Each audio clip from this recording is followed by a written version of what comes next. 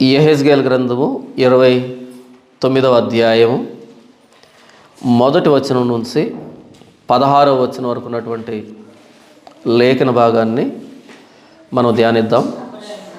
మనం గత కొన్ని నెలలుగా యెహెజ్కేలు గ్రంథాన్ని ధ్యానిస్తున్నాం. అందులో భాగంగా ఈ 28, 27, 26 ఇవి తూరు రాజ్యాన్ని గూర్చి, సీదోను గూర్చినటువంటి ప్రవచనాలు. సీదోను దేవుడు ఎలా శిక్షించబోతున్నాడు, తూరును దేవుడు ఎలా శిక్షించబోతున్నాడు, తూరు ఎందుకు దేవుని ఉగ్రతకి లోను కావలసి వచ్చింది, అది చేసిన పాపం ఏంటి, తూరు అధిపతి గర్వం ఏంటి అన్నది మనం చూసాం. దానికంటే ముందు 25వ అధ్యాయంలో ఆయన అమ్మోనియల దేశాన్ని గురించి, మోయాబు దేశాన్ని గురించి, సేయిరును గురించి, ఫిలిస్తీన్ గురించి ఆయన ప్రకటించడం ప్రవచనం మనం చూస్తాం. అలా ఆ 4 రాజ్యాలు, తర్వాత ఇప్పుడు తూరు, తర్వాత సీదోను, ఇప్పుడు 29వ అధ్యాయం నుంచి 32 వరకు ఐగుప్తును గూర్చినటువంటి ప్రవచనాలు. ఐగుప్తును దేవుడు ఎలా శిక్షించబోతున్నాడు, ఎందుకు శిక్షిస్తున్నాడు అన్నటువంటి విషయాల్ని మనం చూస్తాం. 29, 30, 31, 32 4 అధ్యాయాలు ఐగుప్తును గురించి, 26, 27, 28 3 అధ్యాయాలు తూరును గురించి, 25వ అధ్యాయంలో 4 రాజ్యాలకు శిక్ష. ఒకటి అమ్మోను, మోయాబు, తర్వాత సేయిరు అంటే ఎదోము, తర్వాత ఫిలిస్తియా. ఈ 29 నుండి 32 వరకు ఐగుప్తును గూర్చినటువంటి, ఐగుప్తు నాశనాన్ని గూర్చినటువంటి ప్రవచనాలు. ఐగుప్తు నాశనానికి కారణం, ఎందుకు దేవుడు ఐగుప్తును శిక్షించబోతున్నాడు అనంటే, ఐగుప్తు అన్నది ఇశ్రాయేలీయులకు బద్ధ శత్రువు. తరతరాల నుండి మొట్టమొదటి శత్రువు ఇశ్రాయేలీయులకి ఐగుప్తు దేశం. 400 సంవత్సరాలు కటిక బానిసత్వాన్ని రుచి చూపించింది ఇశ్రాయేలు దేశానికి, ఇశ్రాయేలీయులకు ఐగుప్తు దేశం అనేది. వారి చిన్న పిల్లల్ని నైల్ నదిలో విసిరి చంపేటట్టుగా, వారిని పురిట్లోనే చంపేటట్టుగా బద్ధ శత్రువుగా వ్యవహరించింది. ఇశ్రాయేలు నాశనాన్ని కోరుకున్నటువంటి మొట్టమొదటి జాతి ఈ ఐగుప్తు దేశం. 400 సంవత్సరాల పగ, 400 సంవత్సరాల శత్రుత్వం ఉంది ఇశ్రాయేలులకి, ఐగుప్తీయులకి. ఆ ఐగుప్తు అనే ఇనుప కొలిమి నుండి దేవుడు వారిని తీసుకుని వచ్చి బయటికి వారికి ఒక స్వతంత్ర దేశాన్ని ఇచ్చినట్టుగా మనం చూస్తాం, వాగ్దాన దేశాన్ని ఇచ్చినట్టుగా చూస్తాం. తర్వాత దేవుడు ద్వితీయోపదేశకాండంలో ఒక ఆజ్ఞ జారీ చేస్తాడు. ఏమని అనంటే చూడండి, 17వ అధ్యాయము 16వ వచనంలో, అతడు గుర్రములను విస్తారంగా సంపాదించుకొనవలదు, తాను గుర్రములను హెచ్చుగా సంపాదించుటకు గాను జనులను ఐగుప్తునకు తిరిగి వెళ్ళనీయకూడదు. ఏలైనగా యెహోవా ఇక మీదట మీరు ఈ త్రోవను వెళ్ళకూడదని మీతో చెప్పాను. దేవుడు ద్వితీయోపదేశకాండంలో చెబుతున్నాడు, అంటే ఆ మోయాబు సరిహద్దుల్లో ఇక మీదట మీరు భవిష్యత్తులో ఐగుప్తుకి వెళ్ళకూడదు. ఎందుకు వెళ్ళే అవకాశం వస్తుంది ఐగుప్తుకి అంటే, ఐగుప్తులో గుర్రాలు, శ్రేష్టమైన మేలిమి జాతి గుర్రాలు ఉంటాయి యుద్ధం చేయడానికి, యుద్ధ గుర్రాలు. అలా గుర్రాల పేరుతో కూడా ఐగుప్తుకు మీరు వెళ్ళకూడదు. మేమేమి సహవాసం చేయడానికి వెళ్ళట్లేదు, మేమేమి బియ్యం అందడానికి వెళ్ళట్లేదు, అక్కడ కాపురం ఉండడానికి వెళ్ళట్లేదు. అలా వెళ్ళి అక్కడ మార్కెట్ ఉందంట, ఆ సంతలో గుర్రాలు కొనుక్కుంటాం యుద్ధానికి అని కూడా మీరు చెప్పకూడదు. ఇక మీదట ఈ త్రోవను మీరు ఐగుప్తుకు వెళ్ళకూడదు అని దేవుడు చాలా స్పష్టంగా చెప్పాడు, ద్వితీయోపదేశకాండంలోనే చెప్పాడు. అంటే ఐగుప్తు జ్ఞాపకానికి వచ్చేటట్టుగా ఆ త్రోవను కూడా మరలా తొక్కకూడదు. మీరు ఐగుప్తుని అంతగా ద్వేషించాలి. అంటే అర్థం ఏంటి అంటే, ఐగుప్తు అన్నది విగ్రహారాధన దేశం. మనం నిర్గమకాండం 12వ అధ్యాయంలో ఐగుప్తులో ఉన్నటువంటి దేవతలకి ఆయన తీర్పు తీర్చాడు అని చూస్తాం. ఆ పస్కా పండుగ రోజు ఆ అర్ధరాత్రి దేవుడు ఐగుప్తు దేవతలకి తీర్పు తీర్చాడు. ఆ 10 తెగుళ్ళ ద్వారా ఐగుప్తు దేవతలకి తీర్పు తీర్చాడు. కాబట్టి అలాంటి విగ్రహారాధన దేశానికి వెళ్ళకూడదు. మిమ్మల్ని బానిసత్వంలో ముంచినటువంటి ఆ దేశానికి వెళ్ళకూడదు.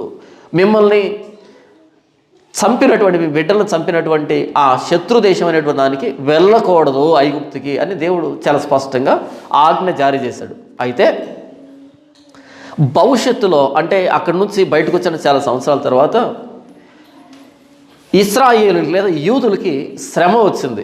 హిజ్కియా కాలంలో శ్రమ వచ్చింది. ఏ రూపంలో? నెబుకద్నెజరు రూపంలో శ్రమ వచ్చింది. నెబుకద్నెజరు వచ్చి దాడి చేసేటువంటి పరిస్థితి. అప్పుడు ఆ నెబుకద్నెజరు సైన్యాన్ని ఎదిరించడానికి హిజ్కియా చేసిన మతిలేని పని ఏంటంటే, అంటే మంచోడే హిజ్కియా, మంచోడే. ఎంత మంచోడైనా ఏదో ఒక సందర్భంలో మతిహీనంగా ప్రవర్తిస్తాడు. అవునా? ప్రతి ఒక్కడికి వేపగింజంత వెర్రితనం ఉంటుందంట. ఉంటుందా? వేపగింజని తప్పు చెప్పారు, కానీ ఇంకా పెద్ద గింజలు ఏమైనా ఉంటే ఆ సైజులో వెర్రితనం ఖచ్చితంగా ఉంటుంది. అయితే దేవుని దయ వల్ల మనం అలా బ్రతుకుతున్నాం, కానీ వెర్రితనం అనేది ఉంటుంది. హిజ్కియా మంచోడు, సంస్కరణ చేశాడు, విగ్రహార్థం తీసివేశాడు ఇశ్రాయేలు దేశం నుండి, చాలా మంచోడు. అయితే ఈ హిజ్కియానే అష్షూరు రాజు వచ్చినప్పుడు దేవునికి ప్రార్థన చేసినప్పుడు 185,000 మందిని ఆ యెహోవా దూత చంపడం, ఇలాంటి గొప్ప గొప్ప కార్యాలు జరిగించిన హిజ్కియా ఒక టన్నెల్ కూడా తవ్వించాడు, ఒక కాలువను తవ్వించాడని గతంలో మనం హిజ్కియా కాలువ అనే పేరుతో ఆయన ఏం చేయించాడు, గొప్ప గొప్ప కార్యాలు చేశాడు. అయితే ఆ హిజ్కియా ఏం చేశాడు అంటే, ఐగుప్తుకి రాయబారులను పంపించి మాకు సహాయం చేయి, బబులోను సైన్యం నుండి మమ్మల్ని కాపాడు అని దూతలను పంపించడం జరిగింది. ఎక్కడికి? ఈ ఐగుప్తు దేశానికి. వాస్తవానికి దేవుడిని ఆధారం చేసుకొని దేవుణ్ణి విశ్వసించి శూర కార్యాలు జరిగించినటువంటి హిజ్కియా సైతం ఐగుప్తును ఆశ్రయించాల్సిన పరిస్థితి వచ్చింది. దేవుడి మీద భక్తే, కానీ సైనిక పరంగా మనకు కొంచెం సైనికులు ఉంటే, సపోర్ట్ ఉంటే మనం గెలవచ్చు కదా అనే ఒక మతిహీనమైన ఆలోచన చేశాడు హిజ్కియా. చూడండి, యెషయా గ్రంథము 30వ అధ్యాయం. యెషయా గ్రంథం 30వ అధ్యాయం మొదటి నుంచి. యెహోవా వాక్కు ఇదే. నేనేం చెప్తున్నాను ఇంతకీ? యెహెజ్కేలు గ్రంథం 29వ అధ్యాయం అర్థం చేసుకోవడానికి పునాది వేస్తున్నాను. యెహోవా వాక్కు ఇదే, లోబడని పిల్లలకు శ్రమ. లోబడలేదంట దేవునికి.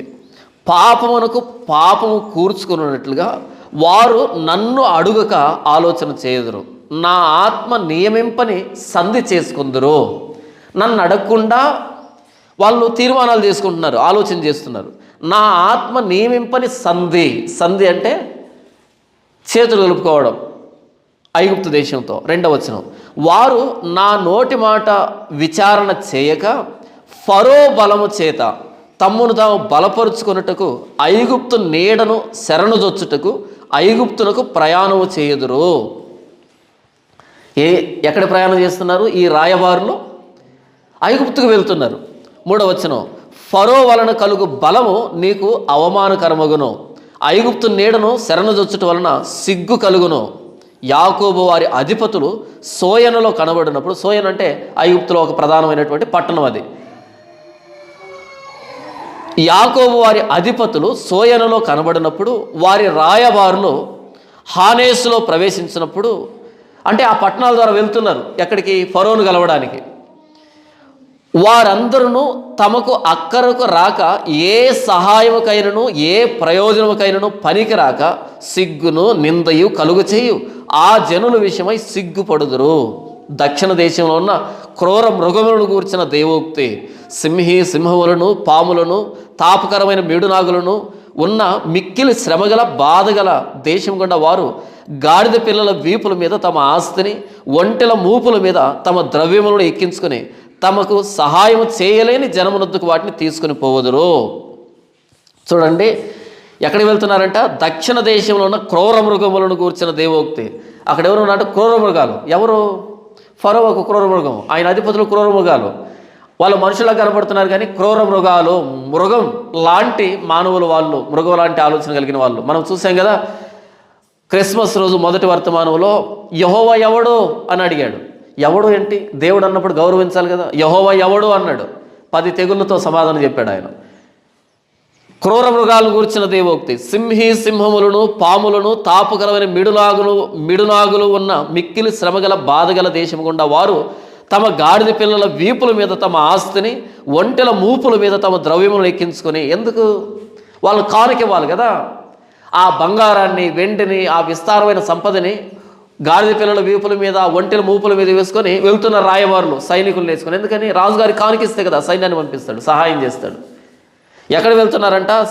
సింహములో, పాములు, తాపకరమైన మిడునాగులు. ఏంటి ఐగుప్తీయులు మనుషులు కాదా?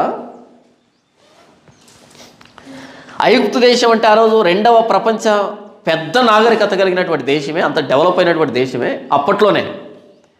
మరి అలాంటి ప్రాంతానికి వెళ్తూ ఉంటే క్రూర మృగాలు అని అంటున్నాడు, సింహాలు అంటున్నాడు, పాములు, తాపకరమైన మిడునాగులు. ఏంటి మనుషులు కాదా? కొంతమంది మనుషుల్లాగే ఉంటారు, అచ్చం మనుషుల్లాగే ఉంటారు, మనలాగే ఉంటారు. క్రూరమైన జంతువులతో పోలుస్తున్నాడు. యెహెజ్కేలు గ్రంథం 2వ అధ్యాయం అంటాడు, యెహెజ్కేలు నీవు బ్రహ్మదండి చెట్ల మధ్య తిరుగుతున్నావు, ముండ్ల తుప్పల మధ్య తిరుగుతున్నావు, పాములు తేళ్ల మధ్య నివాసం చేస్తున్నావు.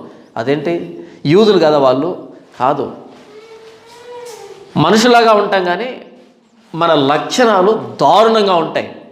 అలా పోలుస్తూ చెప్తున్నాడు, ఆ సింహాల మధ్యకి, తాపకరమైన మిడునాగుల మధ్యకి మిక్కిలి శ్రమగల బాధగల దేశము గుండా. గతంలో 400 సంవత్సరాలు వాళ్ళ పితరులు పడిన బాధను తెలిసి కూడా అదే బాధ కలిగినటువంటి దేశానికి ఏం తీసుకుని వెళ్తున్నారంట? గాడిద పిల్లల వీపుల మీద తమ ఆస్తిని, ఒంటెల మూపుల మీద తమ ద్రవ్యములను ఎక్కించుకొని తమకు సహాయం చేయలేని జనమునొద్దుకుని వాటిని తీసుకుని పోవుదురు. 7వ వచనం, ఐగుప్తు వలన సహాయం పనికి మాలినది, నిష్ప్రయోజనమైనది, అందుచేతను ఏమీ చేయక ఊరకుండా గప్పాలమారి అని దానికి పేరు పెట్టుచున్నాను. ఐగుప్తు సహాయం చేయదు, అది పనికి మాలింది, నిష్ప్రయోజనమైంది. కాబట్టి నేనేం పేరు పెడుతున్నానంటే ఐగుప్తుకి అని దేవుడు పేరు పెడుతున్నాడు, గప్పాలమారి. గప్పాలమారి అంటే పెద్ద పెద్ద మాటలు, అన్నీ పెద్ద పెద్ద మాటలు. మీకు ఉదాహరణ చెప్తాను. మన ఊరిలో ఎవరో పెద్ద మనిషి ఉంటాడు, ఒక ఆయన తెల్ల బట్టలు వేసుకుని పెద్ద మనిషి ఒక ఆయన ఉంటాడు. మనకేదో కష్టం రానే వస్తుంది, పోలీస్ స్టేషన్లో కేసు పడుతుంది. అప్పుడు పరిగెత్తుకుంటే ఎక్కడికి వెళ్తాం? ఆయన దగ్గరికి వెళ్ళి, అయ్యా కేసు పడింది, మీరే దిక్కు. ఎందుకంటే మనకు 4 ముక్కలు రావు కాబట్టి, ఆయనకు 4 ముక్కలు వచ్చు కాబట్టి, వచ్చినట్టుగా కనబరుచుకున్నాడు కాబట్టి ఆయన దగ్గరికి వెళ్ళి 10,000 20,000 ఇచ్చి, అయ్యా మాకు సాయం చేయంటే, నేను చూసుకుంటాలే, మనకి ఎమ్మెల్యే తెలుసు, ఎంపీ తెలుసు, వాడు తెలుసు, వీడు తెలుసు అని పెద్ద పెద్ద దీర్ఘాలు పలుకుంటాడు. వెంటనే ఆ వ్యక్తిని వెంట పెట్టుకుని మనం ఎక్కడికి వెళ్తాం? పోలీస్ స్టేషన్కి వెళ్తాం. అక్కడ వెళ్ళిన తర్వాత మనోడికి లోపలికి రావడానికి భయం. ఇక్కడేమో గప్పాలు చెప్పాడు, నేను చూసుకుంటానని. అక్కడికి వచ్చిన తర్వాత ఏం చేస్తాడు తెలుసా? మన తెలుసుడు కానీ, నువ్వు వెళ్ళు, నేను వస్తాను లోపలికి అంటాడు. ఆ లోపల పోయిన తర్వాత 2-3 కోటింగ్లు అయిపోతాయి. అప్పుడు నిదానంగా వస్తాం లోపలికి. ఫస్ట్ వస్తే వీడికి కూడా కోటింగ్ పడుతుందని. మీకు అర్థమైందా? ఈ ప్రతాపం అంతా బయటే, లోపల కాదు.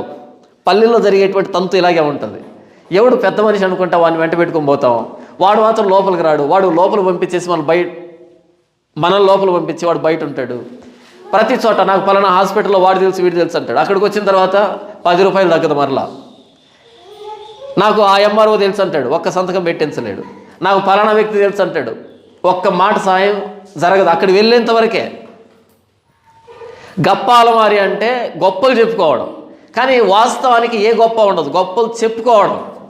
నేను ఐగుప్తుకి గప్పాలమారని పేరు పెట్టుచున్నాను. పెద్ద సైన్యాన్ని వేసుకొని, పెద్ద పెద్ద పిరమిడ్లు కట్టుకొని, పెద్ద పెద్ద సింహాసనాలు ఏర్పాటు చేసుకొని నేను గొప్పదాన్ని అని అనుకుంటుంది తప్ప ఏ సహాయము చెయ్యలేని గప్పాలమారని పేరు పెట్టుచున్నాను. ఐగుప్తు వలన సహాయం నిష్ప్రయోజనమైంది అని దేవుడు మాట్లాడుతున్నాడు. ఎందుకు దేవుడు ఐగుప్తుని శిక్షిస్తున్నాడు అంటే, ఐగుప్తు ఏ సహాయం చేయలేదు, కానీ సహాయం చేస్తారని గప్పాలు కొట్టుకుంటుంది. యూదులు దేవుడి మీద ఆధారపడకుండా ఐగుప్తు మీద ఆధారపడేటట్టుగా గప్పాలు కొట్టుకుంటుంది. యూదులు కూడా ఐగుప్తుని ఆధారం చేసుకుని దేవుణ్ణి పక్కన పెట్టారు. కాబట్టి యూదులకి ఒక గుణపాఠం కావాలి, ఐగుప్తులకి ఒక గుణపాఠం కావాలి. ఎప్పటి నుంచో చరిత్రలో 400 సంవత్సరాలుగా యూదుల్ని శ్రమ పెట్టినటువంటి, ఇశ్రాయేలును శ్రమ పెట్టినటువంటి దేశం కాబట్టి దానికి శిక్ష దేవుడు అమలు చేస్తున్నాడు. దేవుడు ఏ దేశం మీదైనా శిక్ష అమలు చేస్తున్నాడు అంటే ఆయన న్యాయవంతుడు, ఆయన పరిశుద్ధుడు, ఆయన ప్రేమస్వరూపి, ఆయన తండ్రి, పరలోకపు తండ్రి. ఆయన న్యాయానికి, పరిశుద్ధతకి, ఆయన ప్రేమకి, ఆయన తండ్రితనానికి లోబడే శిక్ష ఉంటుంది తప్ప ఆయన పక్షపాత ధోరణితో, పగతో, కక్షతో ఆయన శిక్షను అమలు చేయడు. ఇంతవరకు నేనేం చెప్పాను? ఎందుకు ఐగుప్తుని గురించిన శిక్ష ప్రకటించబడుతుందంటే, ఐగుప్తు అన్నది గప్పాలమారి. ఎలాంటి వ్యక్తులు ఉన్నారు అక్కడ అంటే, క్రూర మృగాలు, సింహములు, మిడునాగులు, తాపకరమైన పాములు. కాబట్టి ఆ దేశానికి శిక్ష దేవుడు ప్రకటిస్తూ ఉన్నాడు. చూద్దాం ఇక 29వ అధ్యాయం యెహెజ్కేలు గ్రంథం 1వ వచనం నుండి. 10వ సంవత్సరం 10వ నెల 12వ దినమున యెహోవా వాక్కు నాకు ప్రత్యక్షమై ఇలాగ సెలవిచ్చును. అంటే యెరూషలేం పట్టబడే ఒక సంవత్సరానికి 1.5 సంవత్సరానికి ముందు జరుగుతున్నటువంటి ప్రవచనం ఇది, చెప్పబడుతున్న ప్రవచనం. నరపుత్రుడా, నీ ముఖమును ఐగుప్తు రాజైన ఫరో వైపు త్రిప్పుకొని అతని గూర్చి ఐగుప్తు దేశం అంతటిని గూర్చి ఈ సమాచారం ఎత్తి ప్రవచింపుము. ప్రభువుగా యెహోవా సెలవిచ్చున్నదేమనగా, ఐగుప్తు రాజైన ఫరో నైలు నదిలో పండుకొని ఉన్న పెద్ద మొసలి. ఏమన్నాడు ఆయన? ఐగుప్తు రాజైన ఫరో నైలు నదిలో పండుకొని ఉన్న పెద్ద మొసలి, నేను నీకు విరోధిని, నైలు నది నాది, నేనే దాన్ని కలుగు చేసేదని అని నీవు చెప్పుకొనుచున్నావే. నైలు నదిని చూసి ఇశ్రాయేలీలు, క్షమించండి, ఐగుప్తీయులు అతిశయపడతారు. గర్వం. మీరు ఇటు ఉభయ గోదావరి జిల్లాలకు వెళ్ళారనుకోండి, తూర్పుగోదావరి కానీ పశ్చిమ గోదావరి కానీ వెళ్ళారనుకోండి, వాళ్ళ గర్వం ఏంటి? గోదావరి నది. వాళ్ళ గర్వం ఏంటి? గోదావరి నది. సంవత్సరానికి 3 పంటలు పండుతాయి. సంవత్సరానికి 3 పంటలు ఎప్పుడు పోతూనే ఉంటుంది. అది పెద్ద నది. అది నదులకి చాలా పెద్ద నది అది. కాబట్టి సంవత్సరానికి 3 పంటలు పండుతాయి. 3 పంటలు పడితే చెప్పిన మాట వింటారా? ఒక ఆయన అన్నాడు, అన్న మాకు తెలివి చాలా తక్కువ అన్న అన్నాడు. ఆయనే, అదేంటన్నా అంత మాట అనేసావంటే, అన్న మాకు సంవత్సరానికి 3 పంటలు పండుతాయి, మేము ఎందుకు ఆలోచించాలన్నా అంటున్నాడు. నిజమే కదా? కొంచెం ఏదైనా లోటు అనిపిస్తే, ఇబ్బంది అనిపిస్తే అప్పుడు దీనికి పని పడుతుంది, ఆలోచిస్తాం కదా. అసలు లోటు అనేది లేదనుకో, సమస్య అనేది లేదనుకో, ఇబ్బంది అనేది లేదనుకో, దీనికి పని, ఇది ఆలోచించాల్సిన అవసరం ఏంటి? కాస్త నిలబడి ఆలోచించాల్సిన అవసరం ఏంటి? అసలు ఆలోచించం. ఆకలి అనేది ఎలాగుంటుంది తెలియాలి అంటే కనీసం అడపదడప పస్తులు ఉండాలి లేకుండా, అప్పుడు ఆకలి అనే దానికి విలువ తెలుస్తుంది. అలా సమయం కాగానే అన్ని కంచంలోకి వస్తున్నాయి అనుకో, ఆకలి అనేది, ఆకలి బాధ అనేది తెలియదు కదా. మన ఉభయ గోదావరి జిల్లాలకి గోదావరి నది ఎంత అతిశయ కారణమో, అలాగే ఐగుప్తీయులకి నైలు నది అన్నది అంతకంటే రెట్టింపు అతిశయ కారణం. నైలు నది అన్నది చాలా పెద్ద నది, పొడవాటి నది. అది నైలు నదిలో పండుకొని ఉన్న పెద్ద మొసలి అని పిలుస్తున్నాడు. ఎవరిని? ఫరోని. ఆ నైలు నదిలో మొసళ్ళు ఎక్కువ ఉంటాయి. ఆ మొసలితో పోలుస్తున్నాడు. ఏమనుకుంటుందంట ఆ మొసలి?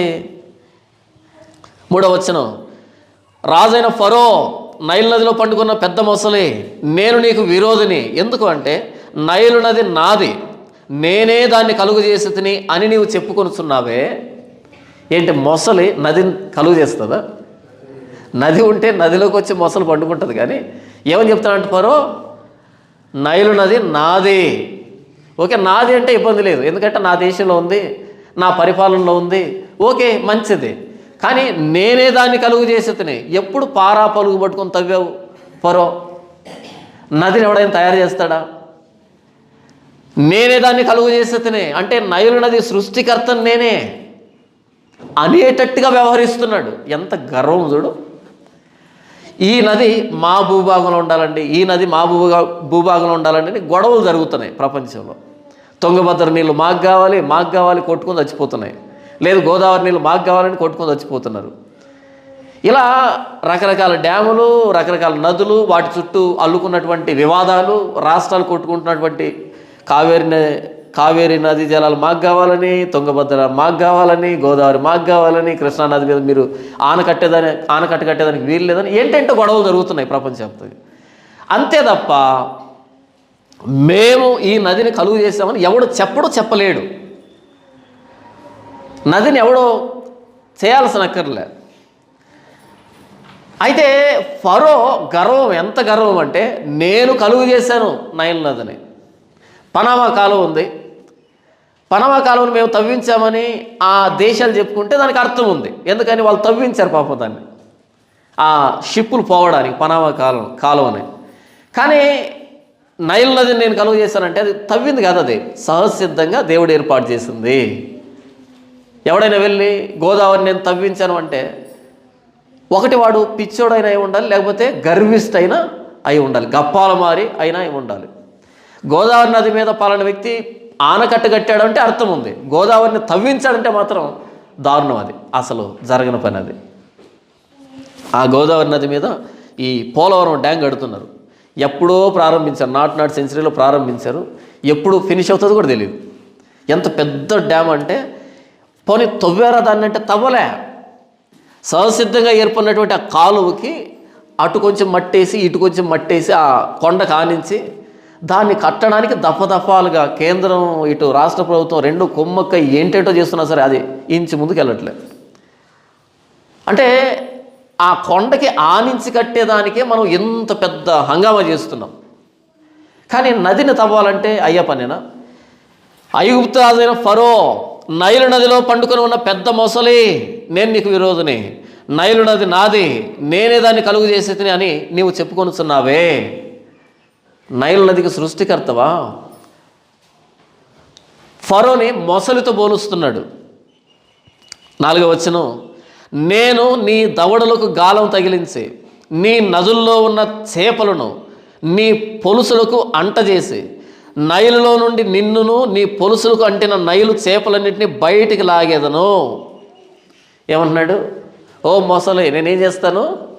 నేను నీ గాలం వేస్తాను. గాలం వేసి నీ పొలుసులు కంటిన నీ చేపలని, అంటే నైల్ నదిలో జీవం లేకుండా పొలుసులు కంటిన చేపలంటే సైన్యం.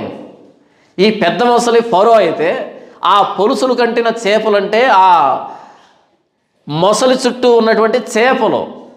అంత పెద్ద మొసలు అంటది, మొత్తం చేపలు అంటే దాని పొలుసులకు అంటే పెద్ద రాయి అనుకుని దాంట్లో నివాసం ఏర్పాటు చేసుకున్నవి తెలియదు. కానీ పెద్ద మొసలి నీ పొలుసులు కంటిన నీ సైనిక వ్యవస్థను సైతం లాగుతా బయటికి, నిన్ను నీ సైనిక వ్యవస్థని నీ అధికారులు మొత్తం అందరినీ బయటికి లాగుతా. 5వ వచనం, నిన్నును నైలు నది చేపలన్నింటినీ అరణ్యములో పారబోసేదను. తీసుకొని వచ్చి అరణ్యంలో పారబోస్తా, ఎండబెడతా, పారబోసేదను. ఎత్తువాడును కూర్చువాడును లేక నీవు తెరప నేల మీద పడుదువు. అడవి మృగములకును ఆకాశ పక్షులకును ఆహారముగా ఇచ్చేదను. వేమన పద్యం రాశాడు కదా, నీళ్లలోను మొసలి నిగిడి ఏనుగును పట్టు, తన బలము కాదు స్థానబలం అని వ్రాస్తాడు. అంటే స్థానబలం ఎంతది అంటే, మొసలి చిన్నదే. చూసారు మొసలు ఎప్పుడైనా మీరు? మొసలి చిన్నది, ఒక 5 అడుగులు 6 అడుగులు పొడవు ఉంటుంది అంతే. పరమ కంపు వస్తుంటుంది దాని దగ్గర. అది ఒడ్డు మీద ఉన్నప్పుడు దాన్ని కుక్కలు కూడా బెదిరిస్తాయి, కుక్కలు కూడా ఆటలాడుకుంటాయి దాంతోనే. కానీ నీళ్ళలో ఉందనుకో, ఆ నీళ్ళలో ఏనుగు దిగినా సరే దాని కర్మ, దాన్ని ఎవడేం చేయలేడు. నీళ్ళలో దాని పట్టు అలా ఉంటుంది. ఒక్కసారి దాని నోటికి దొరికితే అయిపోయింది. అది సింహం కానీ అది ఏనుగు కానీ నీళ్ళలోకి అడుగు పెడితే కనుక దాన్ని పట్టి లోపలికి లాగి ఊపిరితిరిగి కూడా చంపేసి చీల్చి పడేస్తుంది, చంపేస్తుంది. దాని స్థానబలం అది, దాని బలం కాదు, దాని స్థానబలం. మిగిలినటువంటి జంతువులు నీళ్ళలో దిగాయనుకో వాటి పట్టు దొరకదు. కానీ దీని ప్రత్యేకత ఏంటంటే అది నీళ్ళలోనే ఉంటుంది కదా, నీళ్ళలో దాన్ని ఊపిరితిడుకొని వేసి గందరగోళం చేసి చీల్చి చెండాడుతుంది అసలు మొసలే. దేవుడు అంటున్నాడు, నిన్ను నేలలోంచి బయటికి లాగి తెరప నేల, తప్పించుకోవడానికి ఒక చెట్టు రాయి కూడా లేకుండా తెరప నేలలో విసిరేస్తా నిన్ను నీ చేపల్ని. 5వ వచనం, నిన్నును నైలు నది చేపలన్నింటినీ అరణ్యంలో పారబోసేదను. ఎత్తువాడును కూర్చువాడును లేక నీవు తెరుప నేల మీద పడుదు. అడవి మృగములకును ఆకాశ పక్షులకును ఆహారముగా ఇచ్చేదను. ఈ నేషనల్ జియోగ్రఫీ ఛానల్లో కానీ యానిమల్ ప్లానెట్లో కానీ ఈ మధ్య కొన్ని ఛానల్స్ వచ్చాయి కదా, వాటిల్లో చూపెడతారు. పొరపాటున మొసలు ఒకటి ఒడ్డుకు వచ్చిందనుకో, ఈ భూమి మీద ఉన్నట్టు మృగాలు ఉంటాయి కదా, ఈ హైనాలు కానీ సింహాలు కానీ ఇవన్నీ ఆడుకుంటాయి దాంతోనే. ఒక సింహం ముందు వైపు ఉంటుంది, ఒక సింహం వెనక వైపు ఉంటుంది. వెనకాల వాటి తోకనికి వెళ్ళగానే అది అలా ఇలా విసురుకోను, మరలా ముందు ఒకటి గిల్లగానే ముందుకు విసురుకోను. దాని చావు మామూలుగా ఉండదు. అలా ఆడి ఆడి ఆడి దాన్ని దారుణంగా చంపుతాయి. ఎటువైపు విసురుకోవాలి? 4 జంతువులు వచ్చి 4 వైపులు నిలబడ్డాయి. ఇటు వదిలించాలన్నా ఇటు వదిలించాలన్నా అటు వదిలించాలన్నా. అదే నీళ్ళలో ఉందనుకో 4 కాదు 10 వచ్చినా సరే చొక్కలు చూపెడుతుంది అది. కానీ ఒడ్డు మీదకి వచ్చిందనుకో కుక్క కూడా బెదిరిస్తుంది, దాన్ని కుక్క కూడా బెదిరిస్తుంది. పాము దాని మెడ తిరగదు, దానికి ఎంత సైజు మెడ ఉంటుంది. సన్న మెడ ఉంటే చురుగ్గా కదులుతుంది, వాటికి కూడా భయం ఉంటుంది. ఇంత మెడ వేసుకొని ఉండి అది ఇలా తిరిగేటప్పటికి అవి తోకతో ఆడుకుంటాయి. పట్టుకోలేదు, తోక దగ్గరికి వెళ్ళి పట్టుకోలేదు, అంతసేపు ముందు నుంచి అటాక్ చేయాలని. దేవుడు అంటున్నాడు, తెరపనేల పడేస్తాను, భూమృగాలకి నీవు ఆహారం అవుతావు. తప్పించుకునే పరిస్థితి లేదు. కానీ నైలు నదిలో పట్టుకొని అనుకుంటుంది, నైలు నది నాది, ఇది నా స్థానం, ఎవడైనా దిగితే మామూలుగా ఉండదు అంటుంది. దేవుడు అంటున్నాడు, నైలు నది కాదు కానీ గాలం వేసి బయటకు లాగుతాను, తెరపనేల వేస్తాను, అక్కడ భూమృగాలకి నీవు నీ చేపలు ఆహారం అవుతారు. 7వ వచనం 6వ వచనం, అప్పుడు నేను యెహోవానై ఉన్నానని ఐగుప్తీయులు అందరూ తెలుసుకుందరు. ఐగుప్తు ఇశ్రాయేలీయులకు రెల్లు పుల్ల వంటి చేతి కర్ర ఆయను. ఎప్పుడు తెలుసుకుంటారు నేను యెహోవానని? ఒకప్పుడు తెలుసుకున్నారు. ఎర్ర సముద్రం దగ్గరకు వచ్చి ఇశ్రాయేలీయులకు దొరికిపోయారు అనుకున్నారు. అప్పుడు ఆ ఎర్ర సముద్రాన్ని చీల్చినప్పుడు అప్పటికే ఆలోచించలేదే, అలా వెంటబడి లోపలికి వచ్చేసారు, మధ్యలో తరుముకుంటూ వచ్చారు. అలా ఎర్ర సముద్రం మూసివేయబడినప్పుడు అర్థమైంది ఈయన యెహోవా అని. 10 తెగుళ్ళతో అర్థం కాలే, మరలా తరుముకుంటూ వచ్చారు. అప్పుడు ఈయన యెహోవా అని తెలుసుకుంటారు ఐగుప్తీయులు తెలుసుకుంటారు. తర్వాత ఐగుప్తు ఇశ్రాయేలీయులకు రెల్లు పుల్ల వంటి చేతి కర్ర ఆయనో. రెల్లు పుల్ల అంటే తెలుసా? రెల్లు అంటే తెలుసా? పోనీ తెలీదా? అదేంటో మీరు పొలంలో పనిచేస్తున్నారు, నేను పొలంలో పనిచేస్తున్నాను. రెల్లు అంటే ఏంటి? ఇంతకీ ఆ కాలువ కానీ నది కానీ పక్కనే పెరుగుతుంటాయి చెట్లు. రెల్లు అంటే బలమైన కర్రలు కాదు అవి, ఇంత సైజు ఉన్నా సరే లోపల తొర్ర ఉంటుంది. ఈ నది పక్కన పెరిగేటువంటి చెట్లు ఏవైతే ఉంటాయి, నీళ్ళలో పెరిగే చెట్లు ఏవైతే ఉంటాయో వాటిని రెల్లు అంటారు. రెల్లు అంటే ఇంతలా ఉండొచ్చు చూడడానికి, లోపల ఏముంటుంది అంతా స్పాంజ్ ఉంటుంది, బెండ్ ఉంటుంది, పైన ఏమో గట్టిగా ఉంటుంది, లోపల అంతా బెండ్ ఉంటుంది, తొర్ర ఉంటుంది. నీళ్ళలో పెరిగే చెట్ల ప్రత్యేకత అది. రెల్లు ఇంతలా ఉందని కట్ చేసుకొని వచ్చి అబ్బు భలే ఉంది అని తెచ్చుకున్నాం అనుకో, అది ఎండగానే ఏమవుతుందంటే లోపల తొర్ర ఏర్పడుతుంది, లోపల ఖాళీ స్పాంజ్ లాగా. అప్పుడు దాని మీద ఆనుకున్నాడు అనుకో, చేతి కర్రలాగా తెచ్చుకొని, ఏమవుతుంది? అది టపిమని విరిగి అలా గుచ్చుకుంటుంది. మీరు ప్రొద్దుతిరుగుడు కాండాన్ని చూసారు ఎప్పుడైనా? ఇంత ఉంటుంది, ఇలా పొడవాడు ఇలా పెరిగి ఆ పైన పువ్వు ఉంటుంది కదా, అది కోసిన తర్వాత అది ఎలాగ ఉంటుంది? ఇంత ఉంటుంది లావుగా. ఎంత బలంగా ఉంటుందో, దృఢంగా ఉంటుందో. అలా దృఢంగా ఉందని అనుకుంటే కష్టం, అది దేనికి ఉపయోగపడదు. నిదానంగా ఏమవుతుంది? ఎండిపోయిన తర్వాత అలా తేలికగా అయిపోతుంది, దేనికి పనికిరాదు అది. దేనికి కొట్టినా టఫీమని విరిగిపోతుంది. చూడండి 6వ వచనం, అప్పుడు నేను యెహోవానై ఉన్నానని ఐగుప్తీయులందరూ తెలుసుకుందరు. ఐగుప్తు ఇశ్రాయేలీయులకు రెల్లు పుల్ల వంటి చేతి కర్ర. వీళ్ళు ఏమనుకున్నారు? బలమైన వెదురు కర్ర, బలమైన దేవదారు కర్ర అనుకున్నారు పాపం. అయితే తీరా యుద్ధం పడగానే ఏ కర్ర అయ్యాడు? రెల్లు పుల్ల వంటి చేతి కర్ర. 7వ వచనం, వారు నిన్ను చేత పట్టుకున్నప్పుడు నీవు విరిగిపోయి వారి ప్రక్కల్లో గుచ్చుకుంటువి. వారు నీ మీద ఆనుకొనగా నీవు విరిగిపోయి వారి నడుములు విరిగిపోవటం కారణమైతివి. రెల్లు పుల్లకున్న ప్రత్యేకత ఏంటి? బలంగా కనపడింది పచ్చిగా ఉన్నప్పుడు, ఎండిపోయిన తర్వాత ఏమైంది? దాని మీద ఆనుకోగానే విరిగి పక్కలో గుచ్చుకుందంట. ముసలోళ్ళు కదా, కర్ర పట్టుకుని నడుస్తారు. వీళ్ళు పాపం నడవలేక దాని మీద ఆనుకుంటే అది విరిగిపోయి వీళ్ళ పక్కలో గుచ్చుకుంది. తర్వాత అన్నాడు చూడండి, వారు నిన్ను చేత పట్టుకునేటప్పుడు నీవు విరిగిపోయి వారి ప్రక్కల్లో గుచ్చుకుంటువి. వారు నీ మీద ఆనుకొనగా నీవు విరిగిపోయి వారి నడుములు విరిగిపోవటకు కారణమైతివి. అలా విరిగిపోయిన ఒకటి ఇక్కడ గుచ్చుకుంది, గుచ్చుకోగా నిలవబడతారా? అలా కింద పడిపోతారు, నడుము విరిగిపోయింది. కాబట్టి చేతికర్ర బలమైన దాన్ని ఏర్పాటు చేసుకోవాలి, కానీ పైన కనబడుతుందని రెల్లు కర్రలు తెచ్చుకొని చేతికర్రగా పెట్టుకుంటే ఇలాంటి పరిస్థితి వస్తుంది. చేతికర్ర దేనికి? మనం నిలవలేకున్నాం కాబట్టి. అప్పుడు ఎలాంటి చేతికర్ర ఉండాలి? బలమైన చేతికర్ర ఉండాలి. పోయి రెల్లు కర్రను తెచ్చుకుంటే పరిస్థితి ఏంటి? అది పక్కలో కూర్చుకుంటుంది, కింద పడి నడుము పోతుంది. ఐగుప్తు రెల్లు పుల్ల వంటి చేతికర్ర. చూడ్డానికి ఇశ్రాయేల్ దేశం చూడడానికి ఆ మిలిటరీ ఆ స్ట్రెంగ్త్ను చూసి అమ్మో ఎంత పెద్ద సైనిక వ్యవస్థ, ఎంత పెద్ద పెద్ద పిరమిడ్లో, ఎంత పెద్ద పెద్ద బిల్డింగ్లో. నిజమే, అలాగే ఉంటాయి రెల్లు పుల్లలు, అలాగే ఉంటాయి. అయితే దాని మీద ఆనుకున్నప్పుడు కదా దాని బలం తెలిసేది. ఇశ్రాయేలు దేవుడైన యెహోవాను విడిచిపెట్టి రెల్లు పొల్లులను ఆశ్రయిస్తున్నటువంటి యూదులు కష్టం వచ్చినప్పుడు. మనం కూడా అంతే కదా, రెల్లు పొల్లులను ఆశ్రయిస్తాం, వాళ్ళు గుచ్చుకుంటారు, మన నడువులు విరిగిపోతాయి, అవమానం.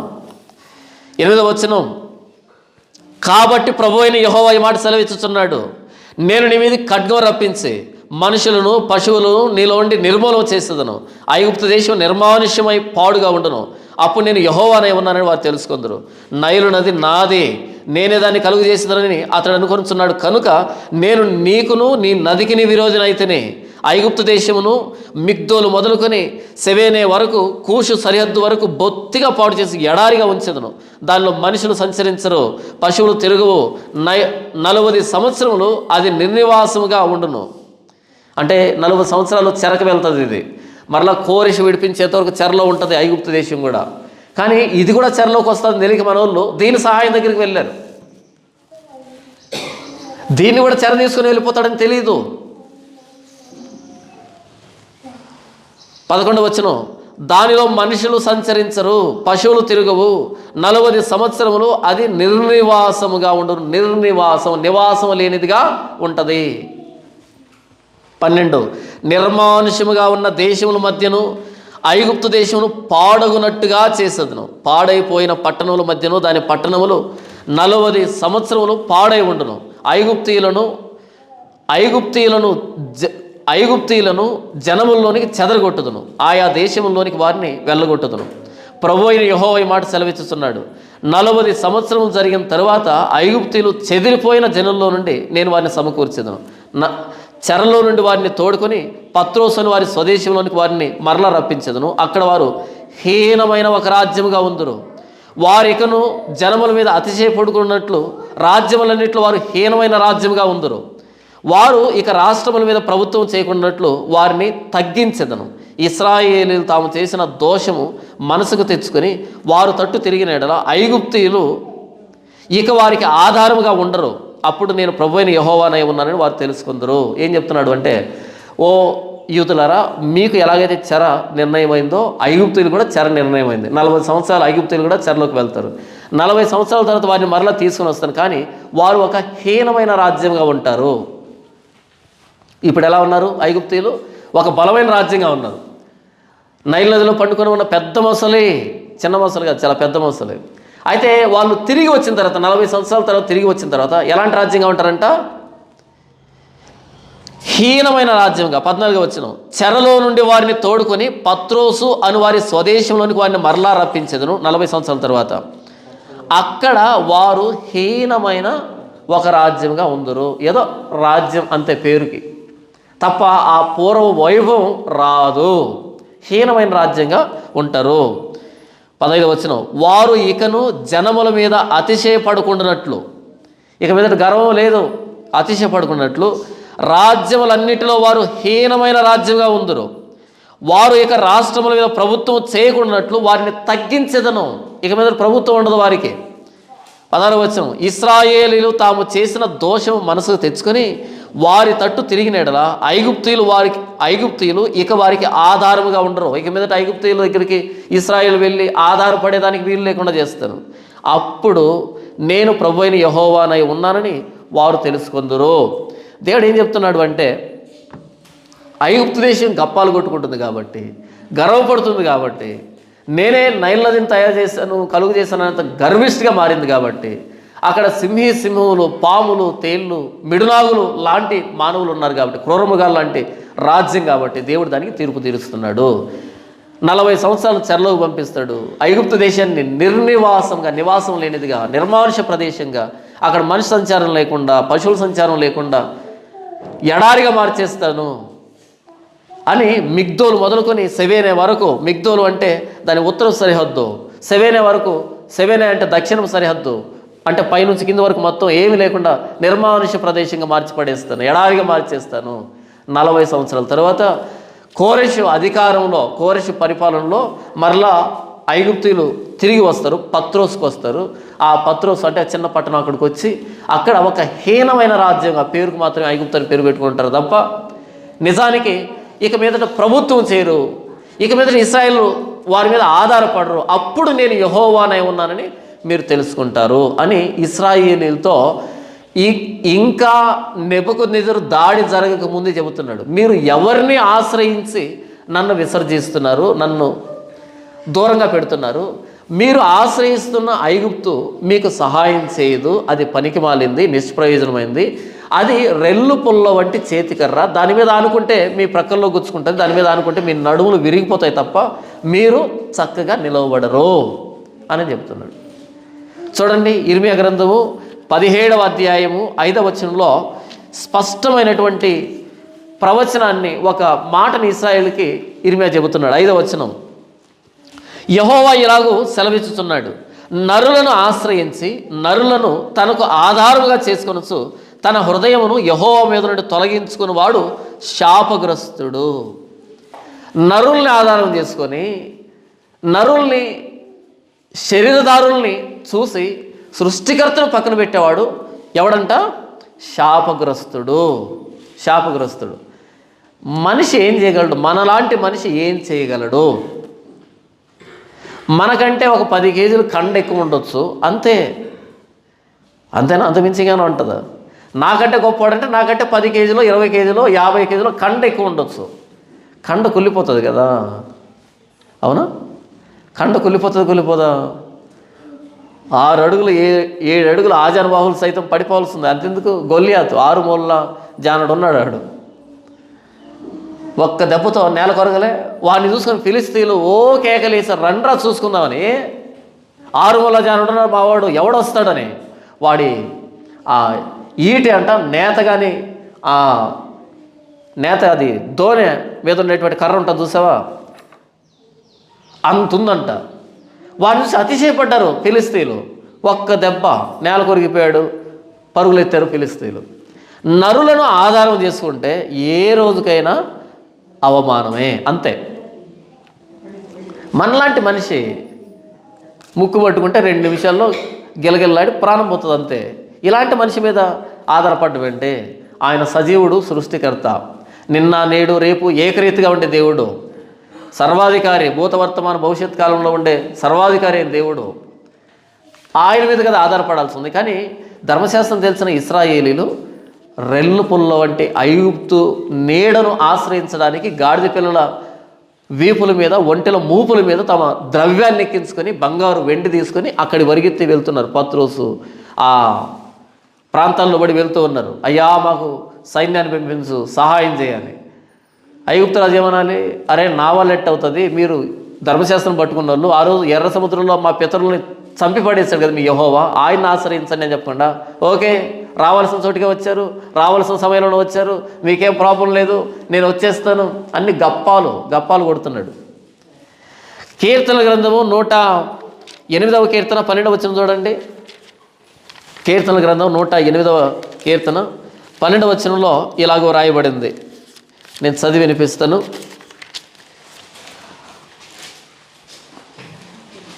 108వ కీర్తన 12వ వచనం, మనుషుల సహాయము వ్యర్థము, శత్రువులను జయించుటకు నీవు మాకు సహాయము దయచేయము. ఇక్కడ దావీదు కీర్తన రాస్తూ అంటున్నాడు, మనుషుల సహాయము వ్యర్థము. ఆ రోజు ఏలా లోయలో కూడా అదే అన్నాడు, యుద్ధము యెహోవాది అన్నాడు. ఇక్కడ అంటున్నాడు మనుషుల సహాయం వ్యర్థము, శత్రువులను జయించుటకు నీవు మాకు సహాయం దయచేయము. దేవుని వలన మేము శూర కార్యములు జరిగించదము, మా శత్రువులను అనగదొరుక్కువాడు ఆయనే అని మాట్లాడుతున్నాడు. అలాంటి దావీదు పరిపాలించిన దేశంలో నుండి ఐగుప్తు దేశానికి రాయబారులు పంపించి అడుగుతున్నారు, ఏమని? అయ్యా మాకు సహాయం చేయని. కానీ ఆ ఇశ్రాయేల్ దేశాన్ని పరిపాలించిన దావీదు ఎలాంటోడంటే మనుషుల సహాయం వ్యర్థం. గొల్లియాతు మీదకి వెళ్ళినప్పుడు ఆయన పౌరుషం, ఆయన రోషం, ఆయన భక్తి, విశ్వాసం చరిత్రలో సువర్ణాక్షరాలతో లిఖించబడింది. 5 అడుగుల వ్యక్తి దావీదు, పెద్దోడే కాదు, పొట్టిగానే ఉంటాడు. కానీ 6 మూలల జానడి వ్యక్తి నేల కొరిగాడట్టుగా చేశాడు. అలాంటి దావీదు కూర్చున్న సింహాసనం మీద కూర్చున్నటువంటి హిజ్కియా పంపిస్తున్నాడు ఐగుప్తుకి, వెళ్ళు. మరలా చెడ్డోడా అంటే మంచోడే, 118వ కీర్తన 8వ వచనం. 118వ కీర్తన 8వ వచనం. మనుషులను నమ్ముకొనుట కంటే యెహోవాను ఆశ్రయించుట మేలు. ఈ వచనానికి ఉన్న ప్రత్యేకత ఏంటో తెలుసా? మొత్తం బైబిల్ని 2 భాగాలుగా చేసి ఒక వచనంతో ముడిపెట్టాలి అంటే ఆ వచనం ఇదే. బైబిల్ అంతట్లో మధ్యలో ఉండేటువంటి వచనం. ఆదికాండం 1వ అధ్యాయం 1వ వచనం నుంచి ప్రకటన గ్రంథం చివరి అధ్యాయం చివరి వచనం వరకు ఈ మొత్తం వచనాలు ఉన్నాయి కదా, ఆ మధ్యలో ఉండే వచనం ఏంటి అంటే 118వ కీర్తన 8వ వచనం.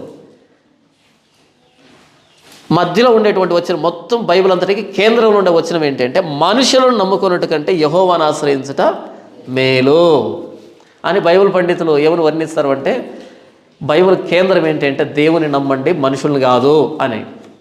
మనుషులు నమ్ముకోవడం కంటే యెహోవాను ఆశ్రయించడం మేలు. తర్వాత చూడండి, రాజులను నమ్ముకున్నట్టు కంటే యెహోవాను ఆశ్రయించుట మేలు. హిజ్కియా ఎక్కడ పంపిస్తున్నాడు? ఐగుప్తు రాజు దగ్గరికి వెళ్ళి, ఐగుప్తు రాజు దగ్గరికి వెళ్ళి సహాయం అడగండి, మనల్ని రక్షిస్తాడేమో. ఇర్మియా గ్రంథము 2వ అధ్యాయం, ఇర్మియా గ్రంథం 2వ అధ్యాయము 36వ వచనంలో దేవుడు ఇర్మియా ద్వారా ఏం చెప్తున్నాడు చూద్దాం. నీ మార్గము మార్చుకున్నట్టుకు నీవేళ ఇటు అటు తిరుగులాడుచున్నావు. నీవు అష్షూరును ఆధారం చేసుకొని సిగ్గుపడినట్లు ఐగుప్తును ఆధారం చేసుకుని సిగ్గుపడేదవు. చేతులు నెత్తిన పెట్టుకొని ఆ జనమునొద్దు నుండి బయలు వెళ్ళేదవు. యెహోవా నీ ఆశ్రయములను నిరాకరించుతున్నాడు, వాటి వల్ల నీకు క్షేమం కలగదు. ఎందుకు అటు ఇటు తిరుగుతున్నావు యోదయ దేశమా? ఏం పని ఉంది నీకు? గతంలో అష్షూరు దగ్గరికి వెళ్ళావు, ఏం జరిగింది? నిన్ను అవమానించారు, చేతులు నెత్తిన పెట్టుకొని వచ్చావు. ఇప్పుడు మరలా ఐగుప్తుకి వెళ్తున్నావు, ఏం జరుగుతుంది అనుకుంటున్నావు? యెహోవా నీ ఆశ్రయములను నిరాకరించుతున్నాడు, నీకు క్షేమం కలగదు. ఎక్కడ క్షేమం ఉంది? వాళ్ళు ఎర్ర సముద్రం దగ్గరికి వచ్చినప్పుడు ప్రభువా వెనకాల తరుగుతున్నారు, ఏం చేయాలన్నప్పుడు మీరు ఊరకే నిలుచుండి యెహోవాని గురించి రక్షణ చూడండి. ఏం చేయమని ఆయన? మీరు ఊరకే నిలవబడండి, సైలెంట్గా ఉండండి, యెహోవా రక్షణ అనుగ్రహిస్తాడు, చూస్తూ ఉండండి. ఎందుకు ఊరకే ఉండమన్నాడు అంటే, ఏదైనా ఒకవేళ వీళ్ళు చేస్తే కనుక మేమేదో చేసామనే ఒక కాన్ఫిడెన్స్ వస్తుంది, వీళ్ళకి ఒక అతిశయం వస్తుంది. అలా కాదు, ఊరికే నిలబడి చూడండి యెహోవా ఎవరో, ఆయన ఏం చేయగలడో, ఈ ఫరో సైన్యాన్ని ఏం చేయగలడో ఊరికే నిలబడి చూడండి. తరతరాలు మీకు గుర్తుండిపోయేటట్టుగా చూడండి, గుడ్లు అప్పగించి చూడండి ఏం చేస్తానో. ఏం చేశాడు? ఎర్ర సముద్రం రెండుగా చీల్చాడు, తూర్పుగాలు వచ్చి మొత్తం ఆ అడుగు భాగాన్ని ఎండబెడితే 6 నెలల మీద ఇశ్రాయేలు నడుచుకుంటూ వెళ్ళారు. ఇలాంటిది ఎక్కడైనా జరిగిందా? జరగలేదే. జరుగుతుందా? జరగదే.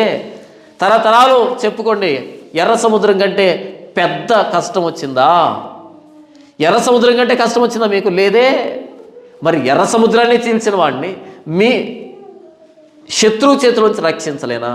నెబుకద్నెజరు చిన్న మనిషే కదా, ఆయన సైన్యం మాంసమే కదా, ఆయన గుర్రాలు మాంసమే కదా, ఎందుకని వాటిని చూసి భయపడుతున్నారు? ఎర్ర సముద్రాన్ని చీల్చని దేవుణ్ణి మరిచిపోయారా? భవిష్యత్ తరాల్లో మీరు గుర్తుండడానికి ఊరకే నిలుచుని చూడండి అంటే, ఆ రోజు చూశారు, మరిచిపోయారు, ఎక్కువసేపు కూడలేదు. మరలా 15వ అధ్యాయం చివరికి వచ్చేటప్పుడు గొనగడం సనగడం ప్రారంభించారు. ఏంటి నీళ్ళు చేదుకున్నాయి, మేము తాగలేకపోతున్నాం, మేము చచ్చిపోతాం, అక్కడే ప్రారంభించారు. 16వ అధ్యాయం మరలా ఏడ్చారు, మాకు కూరగాయలు కావాలి, మాకు అది కావాలి, మాకు ఇది కావాలి. అంటే ఎక్కువ కాలం గుర్తులేదు. చూడండి, యెషయా గ్రంథం 31వ అధ్యాయం 3వ వచనం. యెషయా గ్రంథం 31:3 దేవుడు ఐగుప్తును గురించి మాట్లాడుతూ ఇశ్రాయేలుని చెబుతున్నాడు. చూడండి, ఐగుప్తీయులు మనుషులే కానీ దేవుడు గారు. ఐగుప్తీయులు ఎవరంట? మనుషులు, దేవుళ్ళు కాదు వాళ్ళు. ఐగుప్తీయులు మనుషులే కానీ దేవుడు కాదు. ఐగుప్తీయుల గుర్రములు మాంసమయములే కానీ ఆత్మ కావు. ఐగుప్తీయుల గుర్రాలు ఏంటి? మాంసం. ఐగుప్తీయులు ఎవరు? మనుషులు. అందరూ మాంసమే. మాంసాన్ని ఆధారం చేసుకొని దేవుని విడిచిపెట్టారు మీరు అని అంటున్నాడు. చూడండి, యెహోవా తన చేయి చాపుగా సహాయం చేయువాడు జోగును, సహాయం పొందువాడును పడును. ఏంటంట? యెహోవా చేయి చాపితే సహాయం చేయడానికి వచ్చినవాడు జోగుతాడు, సహాయం పొందడానికి వచ్చినవాడు జోగుతాడు. ఇద్దరికి మత్తు కలుగుతుంది. చూడండి, 30వ అధ్యాయం 5వ వచనం మనం చదువుకున్నాం కదా. వారందరూ తమకు అక్కర రాక ఏ సహాయముకైనను ఏ ప్రయోజనముకైనను పనికి రాక సిగ్గును నిందయు కలుగు చేయు ఆ జనుల విషయమై సిగ్గుపడుదురు. ఏ సహాయం జరగదు. 10వ అధ్యాయం 3వ వచనం చూడండి. యెషయా గ్రంథం 10వ అధ్యాయం 3వ వచనం. దర్శన దినమున దూరం నుండి వచ్చు ప్రళయ దినమున మీరేమి చేయదురు, సహాయం నొందుటకు ఎవరి ఎద్దుకు పారిపోదురు, మీ ఐశ్వర్యం ఎక్కడ దాచుకుందరు. మీకు సహాయం ఎక్కడి నుంచి వస్తుంది? నా దగ్గర నుంచే కదా అని మాట్లాడుతున్నాడు. ఇంతవరకు ఏం చెబుతున్నాడు యెహెజ్కేలు అంటే, ఓ ఇశ్రాయేలీలారా, యూదులారా, మీరు ఎవరినైతే ఆశ్రయించడానికి సహాయానికి వెళ్తున్నారో ఆ వ్యక్తి కూడా చెరలోనికి వెళ్ళే వ్యక్తే. ఆ దేశం కూడా నిర్జనంగా మారేటువంటి దేశమే. ఆ జనులు కూడా నాశనం అయ్యే జనులే.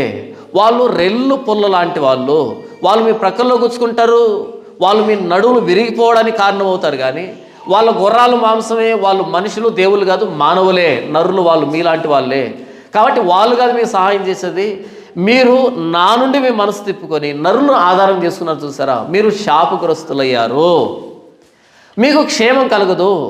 ఎలాగైతే తామారు నెత్తిని చేతులు పెట్టుకొని ఏడుస్తూ వచ్చిందో అమ్నోను నివాసంలో నుండి, అలాంటి అవమానం వస్తుంది మీకు. ఐగుప్తు దేశం నుంచి నెత్తిని చేతులు పెట్టుకొని అవమానంతో వస్తారు. చెరపబడిన స్త్రీలాగా అవమానంతో వస్తారు. మీరు నన్ను ఆశ్రయించండి అని బబులోను రాజు దాడి జరగకముందు 1.5 సంవత్సరం ముందు మాట్లాడుతున్నాడు.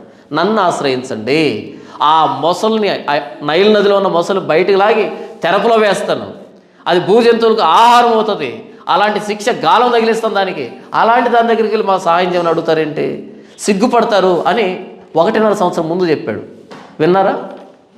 పోనీ వింటారా? అస్సలు వినరు.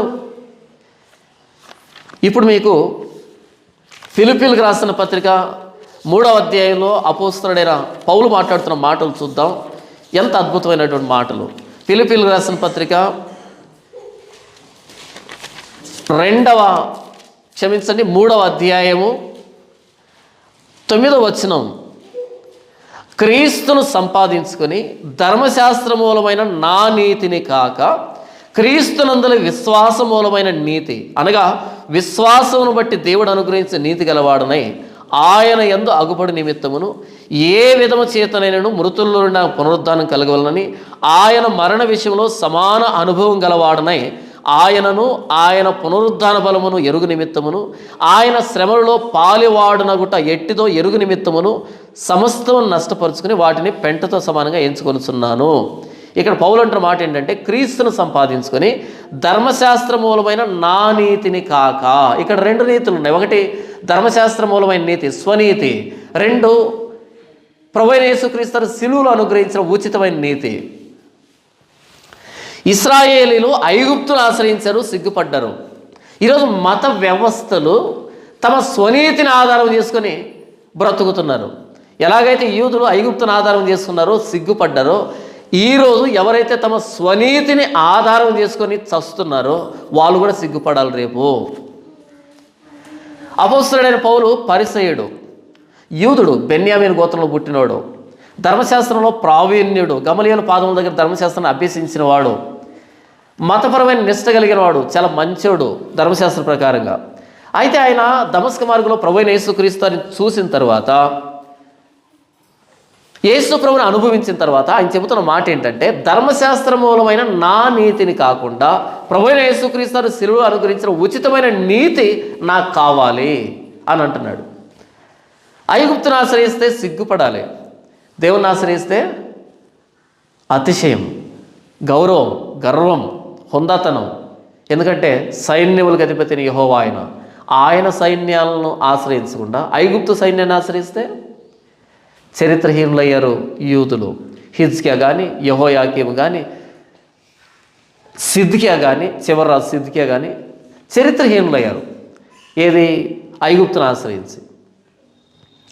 ఈరోజు మతాలు ఎవరిని ఆశ్రయిస్తున్నారు అంటే స్వనీతిని ఆశ్రయిస్తున్నారు.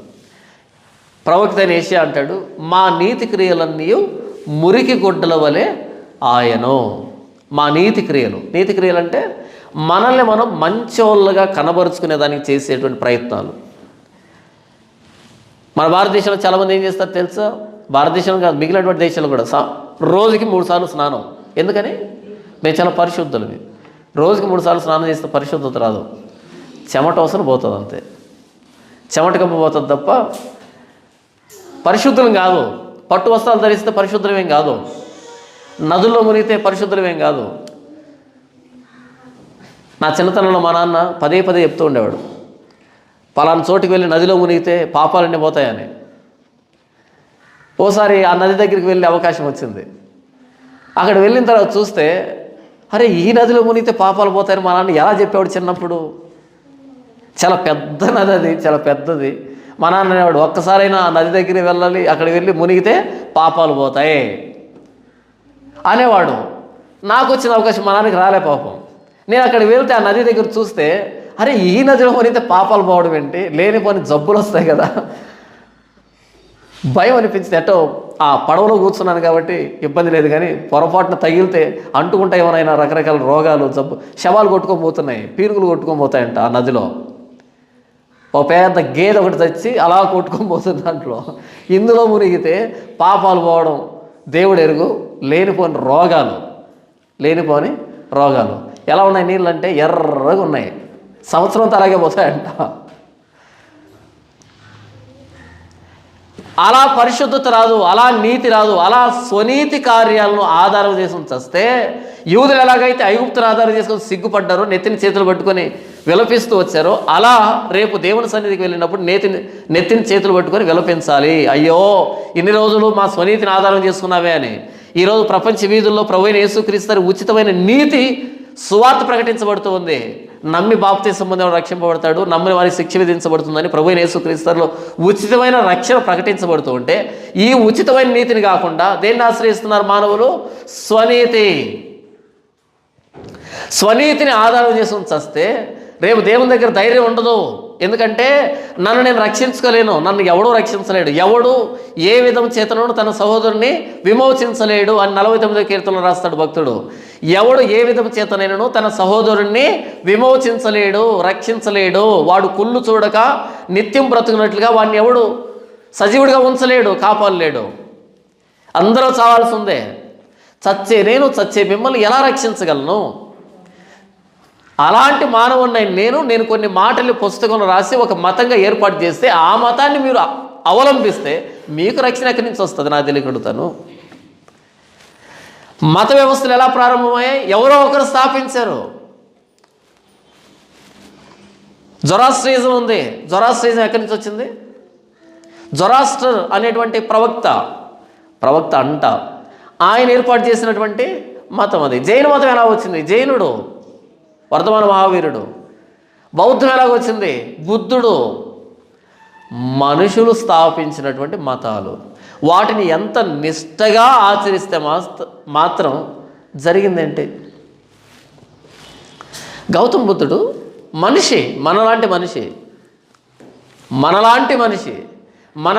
మనిషి ఏవో కొన్ని నైతిక సూత్రాలు, నీతి సూత్రాలు వ్రాస్తే వాటిని పాటిస్తే మనం చచ్చిన తర్వాత దేవుని దగ్గరికి వెళ్తామని ఎలా మనం చెప్పగలం? ఆ నిర్ధారణ ఎలా జరుగుతుంది? ఎవరు అడిగారు నన్ను, అన్న గౌతమ బుద్ధుడు మరణిస్తే, క్షమించండి, అంబేద్కర్ మరణించాడు కదా, ఆయన మరణించి ఎక్కడికి వెళ్తాడు అని నేను అడిగాను. అంబేద్కర్ ఎవరిని విశ్వసించాడు? అంబేద్కర్ బౌద్ధాన్ని స్వీకరించాడు. మరి బౌద్ధాన్ని స్వీకరిస్తే ఎక్కడికి వెళ్తాడు ఆయన? గౌతమ బుద్ధుడి దగ్గరికి వెళ్తాడు. పరలోకం వెళ్ళాలంటే పరలోకం ఏం పని ఆయనకి? అసలు ఆయన కోరుకోలేదు కదా, అవునా?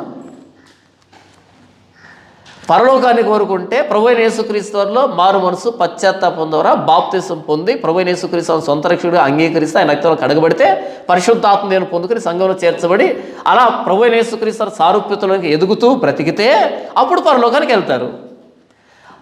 గౌతమ బుద్ధుని అంగీకరించాడు అంటే ఒక మానవుడు స్థాపించిన మతాన్ని అంగీకరించాడు. ఆయన ఎక్కడికి వెళ్తాడు? గౌతమ బుద్ధుడు ఎక్కడ ఉంటే అక్కడ ఉంటాడు. ఆయన అక్కడే ఉండాలని కోరుకోవాలి. పరలోకంలో ఏం పని ఆయనకి? నేనేం చెప్తున్నాను ఇంతకీ? మానవుడు స్థాపించిన మతాన్ని అవలంబిస్తే మనకు ధైర్యం ఎక్కడి నుంచి వస్తుంది? ఈ మధ్య ఎవరు ఒక ఆయన మరణించగానే వెంటనే అన్న ఆయన చనిపోయాడు కదా, ఎక్కడికి వెళ్తాడు? అదేదో పెద్ద బేతాల ప్రశ్న అన్నట్టు. ఎక్కడికి వెళ్తాడు? ప్రభువైన యేసుక్రీస్తుని అంగీకరిస్తే రక్షణ, లేకపోతే శిక్ష. చాలా స్పష్టంగా ఉంది కదా. మరలా ఒకడు మరణించడం, ఉలికిపడ్డం, ఎక్కడికి వెళ్తాడు? ఎందుకంత కన్ఫ్యూజన్ దేనికి? అన్న ఆయన అనాథాశ్రమాలు కట్టించడం. అవును, అనాథ పిల్లలు తిన్నారు కదా, సరిపోయింది కదా. అని ఆయన రోడ్లు వేయించాడు, బ్రిడ్జిలు కట్టించాడు, నడుస్తున్నారు కదా, వాహనాలు పోతున్నాయి కదా, హాస్పిటల్ కట్టించాడు, వైద్యం జరుగుతుంది కదా, ఆయన ఫోటోలు పెట్టుకున్నారు కదా, అందరూ సెల్యూట్ కొడుతున్నారు కదా. మనం మాట్లాడుతున్న పరలోకాన్ని గురించి, మరణాంతర లోకాన్ని గురించి, దేవుడుండే లోకాన్ని గురించి. వారి ఘనత వారి వెంట దిగదు అంటాడు కీర్తనకారుడు. వారి ఘనత వారి వెంట దిగదు. మైకేల్ జాక్సన్ అని పాప్ సింగర్ అండ్ డ్యాన్సర్ ఆయన మరణించినప్పుడు కొన్ని లక్షల మంది ప్రపంచవ్యాప్తంగా వచ్చారు. అక్కడ ఆ రోజు రాసినటువంటి మాట ఏంటంటే పేపర్లో, మరణాన్ని డిజైన్ చేసుకోవడం, డెత్ని డిజైన్ చేసుకోవడం అంటే ఇదే అని రాశారు పేపర్లో. అంటే అర్థమేమని, మనం చనిపోయినప్పుడు మన పాడి వెనకాల ఎంతమంది వస్తారో తెలియదు. మన ఊరిలో ఉన్న చాలామంది రారు, కొంతమంది పనికి వెళ్ళిపోతారు, ఏంది పోయేదని. అందుకని తెల్లవారుజామున వచ్చి అలా తొంగి చూసి వెళ్ళిపోతారు, ఎందుకని పని ఉంది కాబట్టి. సాయంకాలం దాకా ఉండలేము ఇక్కడే కాబట్టి అలా వచ్చాము చూసారా అని అలా తొంగి చూసి అలా బయటికి వెళ్ళిపోతారు, చాలామంది రారు. మా నాన్న బ్రతికున్నప్పుడు కొంతమందిని బాగా నమ్మేవాడు ఆయన. నమ్మడం అంటే ఎప్పుడు వాళ్ళతోనే అంటి పెట్టుకుని ఉండేవాడు మా నాన్న. మరణించి ఆ శవపేటికలో పడుకోబెట్టున్నాం, బాక్స్లో పడుకోబెట్టున్నాం. నేను చాలాసేపు చూశాను. అంటే మా నాన్న సాయంకాలం తీసుకుని వెళ్తే అంతవరకు కూడా చూశాను. మా నాన్న ఎవరినైతే ప్రతినిత్యం స్నేహితులు అనుకున్నాడో వాళ్ళు చూడడానికి రాలే. అయిపోయిన తర్వాత ఎప్పుడు జ్ఞాపకార్థ కూడికి పెట్టుకుంటా అప్పుడు వచ్చారు. అప్పుడు వస్తే నేను అన్నాను, అదేంటి మామ రాలేదు నాన్నదాన్ని మీరు ఇప్పుడు చూడడానికి అంటే, వరిని నేను వచ్చాను చూసి వెళ్ళిపోయాను, పని ఉంటే, నువ్వు లేవు ఎక్కడికి వెళ్ళున్నావు అని అంటున్నారు. ఏమో వచ్చాడో రాలేదో ఎవరికి ఎరుక, సరేలే మొత్తానికి సరే మా తిని వెళ్ళు అని చెప్పాను. నేను ఎందుకు రాను, మీ నాన్న చనిపోతే వచ్చాను నేను, నువ్వు లేవు ఆ సమయానికి, మరి ఎక్కడో వెళ్ళుంటాం కదా, ఇక నమ్మాలి కదా, సర్లే అనుకున్నా. మరి అంత ప్రాణ స్నేహితులుగా ఉన్నప్పుడు ఎంతసేపు ఉండాలి, అలా తొంగి చూసి వెళ్ళిపోయారంటే, ఎందుకంటే పని ఉందంటారు. ప్రాణం పోయినా సరే కాసేపు కూడా మనిషి ఉండలేడు కదా. వారి ఘనత వారి వెంట దిగదు. ఇలా మన పాడి వెనకాల 10 మంది నడిస్తే గొప్ప విషయం అనుకుంటున్నటువంటి ఈ రోజుల్లో కొన్ని లక్షల మంది వచ్చారు మైకేల్ జాక్సన్ చూడడానికి. కొన్ని లక్షల మంది టికెట్ పెట్టారు ఆయన చూడడానికి, ఆయన దేహాన్ని చూడడానికి. మరణాన్ని డిజైన్ చేసుకోవడం ఇదే అని వ్రాసారు అక్కడ. అది కాదు మరణాన్ని డిజైన్ చేసుకోవడం అంటే. మరణాన్ని డిజైన్ చేసుకోవడం అంటే ప్రభువైన యేసుక్రీస్తుని సొంత రక్షకుడిగా అంగీకరించడం. చచ్చిన శవం వెంబడి ఎంతమంది వస్తే మాత్రం ఏంటి వచ్చిన ఉపయోగం ఆ వ్యక్తికి తెలియదు కదా. తెలిస్తే మాత్రం వచ్చే ఉపయోగం ఏంటి? కొన్ని లక్షల మంది వచ్చి ఒక వ్యక్తిని నరకాన్ని పంపిస్తున్నారనుకో, వాడు సంతోషపడాలనా?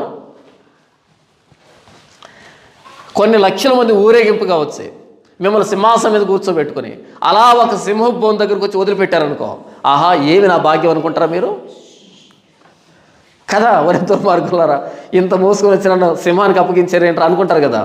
ఇన్ని లక్షల మంది ఈ అభిమానుల ముసుగులో భ్రమలో పడి దేన్ని కోల్పోయాడు, దేన్ని మర్చిపోయాడు? చనిపోయిన తర్వాత ఏంటి అనేది మర్చిపోయాడు. ఇక్కడే దేవుడుగా, రాజుగా, ఇక్కడే సర్వసుఖాలు అనుభవించి ఇదే లోకం అనుకున్నాడు. లక్షల మంది కలిసి ఏం చేస్తారు, మనవాడిని హీరోని చేసి పడేసి మొత్తానికి వాడిని గురించి వాడు ఆలోచించుకోకుండా పోయేటట్టుగా చేశాడు. ఇంతకెందుకు చచ్చిపోయాడు మనవాడు తెలుసా మీకు? ఏదో పెద్ద ప్రోగ్రామ్ ఒకటి ప్లాన్ చేశాడు. ఒక పెద్ద ఆల్బమ్కి శ్రీకారం చుట్టాడు. పెద్ద ఆల్బమ్ ఒకటి, అంటే అంతకుముందు చేయనటువంటి ఆల్బమ్ కంటే చాలా పెద్ద స్థాయిలో ఆల్బమ్కి ప్రోగ్రామ్ ప్లాన్ చేశాడు.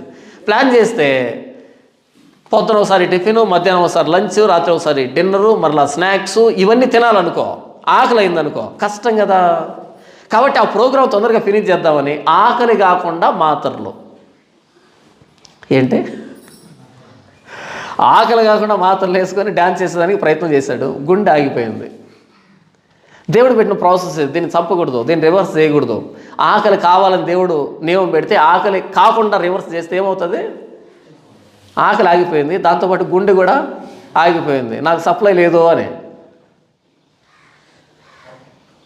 ఆయన చనిపోయిన దానికి కారణాల్లో ఇదొక కారణం.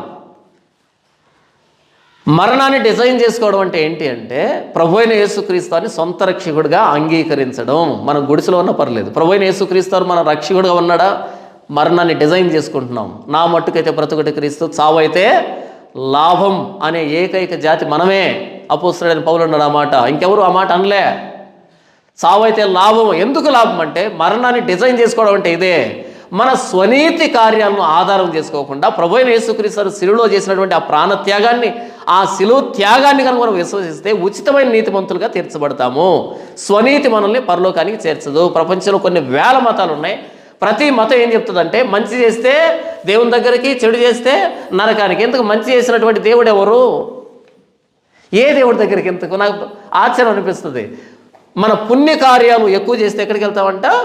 దేవుని దగ్గరికి వెళ్తామంట. ఇంతకు ఆ దేవుడు ఎవరు? పుణ్యం చేసిన దేవుడు ఏమో. తిరగేయండి, దేవుళ్ళ చరిత్రలో తిరగేయండి.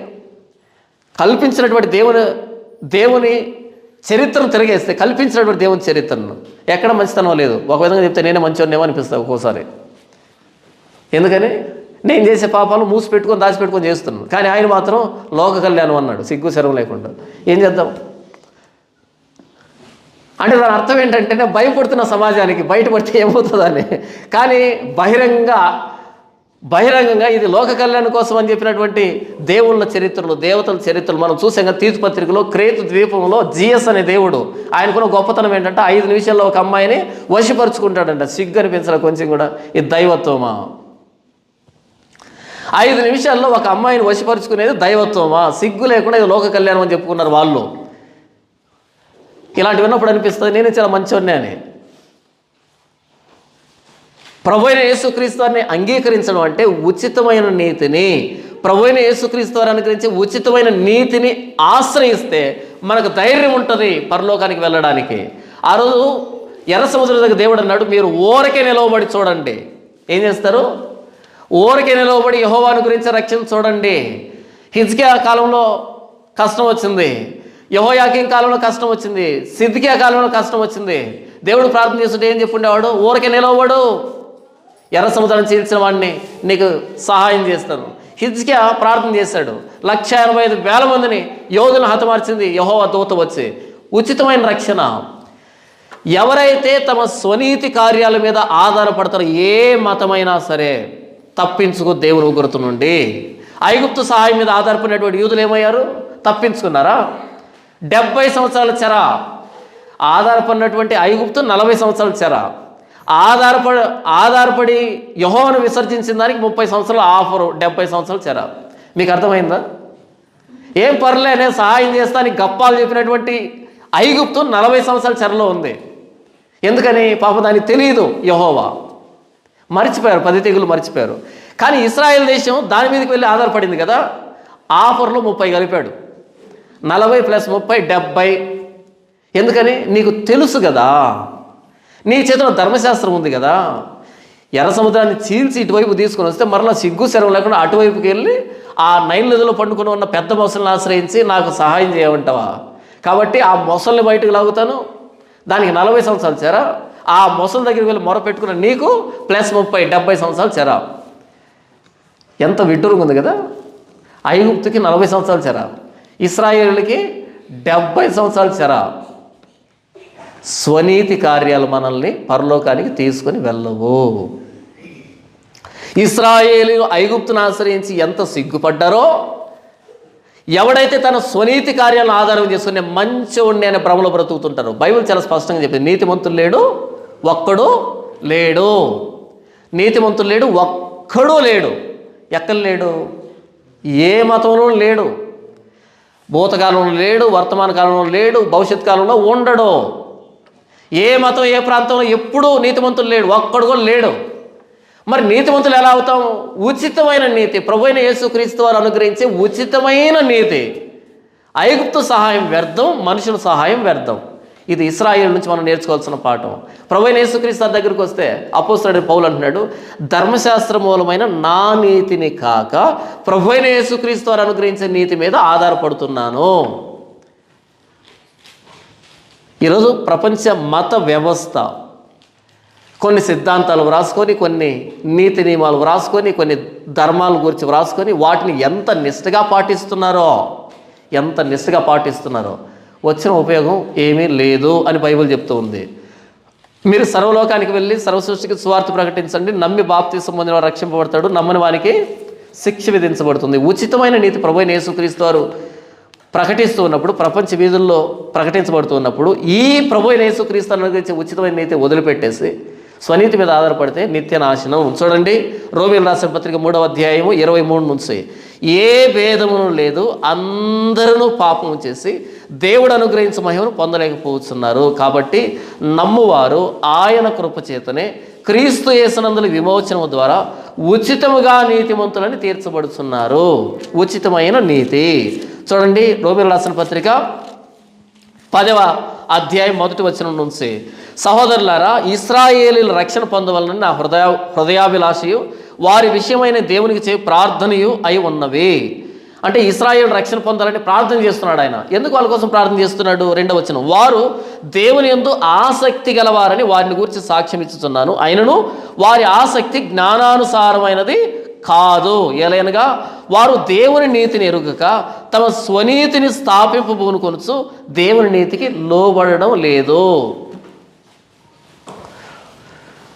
మతాలన్నింటికీ కిరీటం లాంటి మతం, దేవుని చేత ఏర్పాటు చేయబడిన మతం ఏంటంటే యోధా మతం.